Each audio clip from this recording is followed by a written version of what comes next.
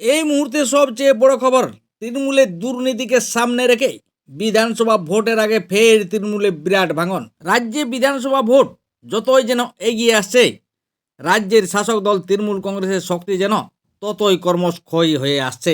একদিকে এসআইআর এর ধাক্কা, আর অন্যদিকে আবার তৃণমূল ছেড়ে বিজেপিতে দলে দলে যোগদান করছেন। আর এই জোড়া ধাক্কায় ভোটের আগের যেন কুপঘাত হয়ে পড়েছে রাজ্যের শাসক দল তৃণমূল কংগ্রেস। গত বৃহস্পতিবার জলপাইগুড়ি জেলার ধূপগুড়ি ব্লকের মাগুরমারি ১ নম্বর গ্রাম পঞ্চায়েতের যতীনের হাট মাঠে বিজেপি পরিবর্তন সভার আয়োজন করে। সেই সভাতে তৃণমূল কংগ্রেস ছেড়ে বিজেপিতে যোগদান করেন মাগুরমারি ১ নম্বর গ্রাম পঞ্চায়েত নাথুয়া ও দূরমারি এলাকার প্রায় ২৫০ টোটো চালক। এই সভায় উপস্থিত ছিলেন বিজেপির জলপাইগুড়ি জেলা সভাপতি সামর রায় এবং জেলা সাধারণ সম্পাদক চন্দন দত্ত সহ ধূপগুড়ি ব্লকের একাধিক নেতৃত্ব।